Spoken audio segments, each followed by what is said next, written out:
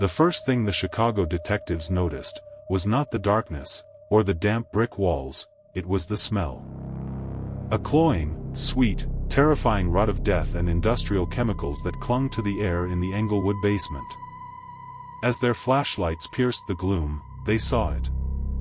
A massive, steel-plated dissecting table, as clean and ready as any operating room.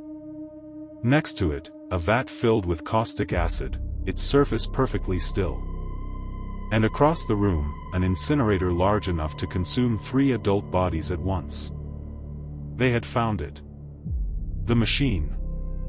The laboratory of Dr. H. Holmes. Chicago. 1893. The glimmering, electric white city of the World's Fair was a beacon of progress and hope. But tonight, we are not looking at the light. We are looking at the diseased soil, the corruption that waits in the corridors of the Castle of Death. This is the static protocol. Make sure your doors are locked. Always check the water. The man who would become Dr. H. Holmes was born in New Hampshire in 1861. A quiet child named Herman Webster Mudgett. He was bright, perhaps too bright, and from a young age, he had a different kind of curiosity. While other boys played with trains and toy soldiers, Herman found his calling in the bones of the dead. He spent hours alone in a clearing behind his house, meticulously cleaning and studying animal skeletons he found in the woods. But simple curiosity wasn't enough for the devil that was born in him. As a young medical student at the University of Michigan, Herman found a way to turn his morbid obsession into cash.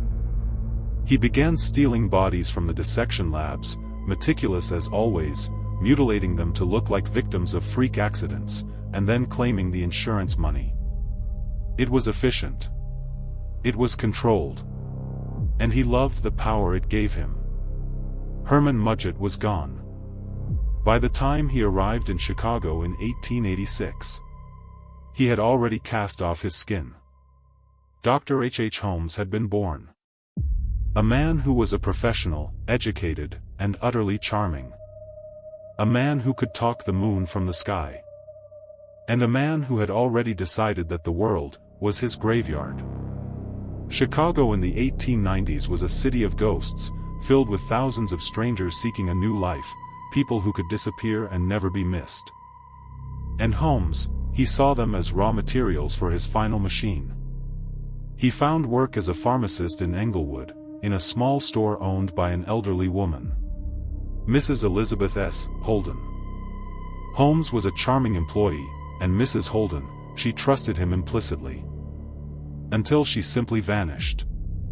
Holmes calmly explained to her worried neighbors that Mrs. Holden had decided to retire, that she had moved to a ranch in California and didn't want any visitors. Nobody asked a question. Holmes now owned the pharmacy, and a huge plot of land. He was ready to build. He constantly hired and fired construction crews, never letting one builder see the complete blueprints. No single worker knew the whole picture. No single worker saw the warped logic hidden in the structure. Only the doctor knew what the machine was meant to do. The Murder Castle was completed just in time for the opening of the 1893 World's Fair. On the first floor, everything was immaculate. A row of professional Victorian shops, and Holmes' own pharmacy, casting a sickly whitish glow onto the street. But the upper floors were a labyrinth of terror. There were dozen windowless rooms, designed to be prisons. Many of them were gas chambers, with gas lines embedded directly into the walls, controlled only by a master valve panel in Holmes' office. A few turns of a knob, in utter darkness, and a screaming guest would be suffocated, with nobody to hear them. Other rooms were designed as silent prisons. Movable walls that could slowly push inwards, silently crushed the victim until their ribs shattered. Trap doors in the hallways, designed to send a victim sliding down a hidden shaft, straight to the basement, with no way out. Asbestos rooms with invisible burners in the walls that could be ignited, turning the room into an oven. The basement was the worst part. A dissection table, a vat filled with dangerous, caustic acid, an immense incinerator large enough to consume 3 bodies. It was not a hotel. It was a machine. When the fair opened, Holmes opened his hotel. And business was disturbingly, sickeningly good. The city was filled with young women, job seekers, and wealthy heiresses from across America. Holmes was charming, always professional. He would seduce his female employees, convincing them to sign over their life insurance policies to him. And then, they would resign. Their families back in small towns would receive a quiet letter, saying their daughter had moved east or west, and hadn't left a forwarding address. Meanwhile, inside the castle, Dr. Holmes was at work.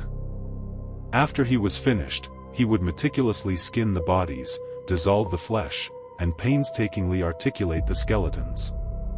A human skeleton, articulated for medical display, was a valuable item.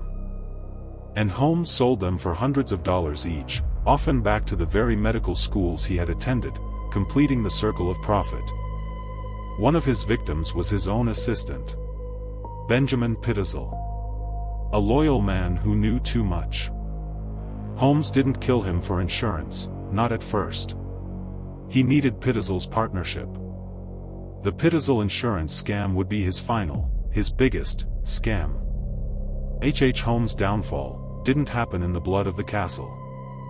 It happened with a disgruntled man, Marion Hedgepeth. A man who was serving time for train robbery, a man Holmes had trusted with the details of his Pitzel insurance scam. Hedgepeth contacted the authorities, and told them everything he knew about the insurance fraud, not the murder. Holmes was now on the run. The police were looking for an insurance defrauder, not a serial killer. They chased him across the country, but the investigation took a dark turn, when they realized the Pitzel children were missing. Howard, Nellie, and Alice. Detectives in Toronto finally found the remains of Nellie and Alice buried in a cellar. And in Irvington, they found the incinerator. The industrial furnace contained teeth, fragments of ribs, making it impossible to identify the dozens of people who had perished within those walls. When he was finally captured, Holmes was put on trial in Philadelphia, not for his murder castle, but for the murder of Benjamin Pitzel. Detectives in Chicago obtained a search warrant for the castle. They found the gas valves. They found the soundproof rooms.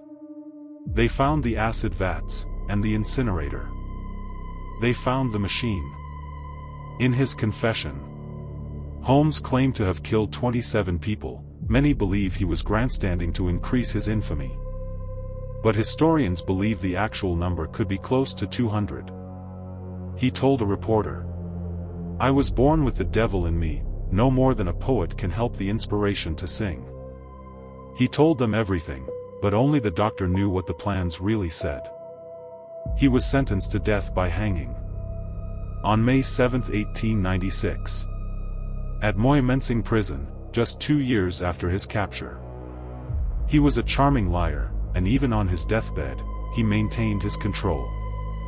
He requested to be buried encased in concrete, a 15-foot tomb of cement, ensuring nobody would rob his own grave. The man was executed. The Still Protocol was activated. The murder castle itself was purchased, with the intention of turning it into a macabre museum. But in August of 1895, mysterious explosions ripped through the building, and it was consumed by fire. Some say it was an act of mercy, a final cleansing of the diseased soil. Chicago, 1893. Always lock your doors. Stay safe. Always check the water. This has been the Static Protocol.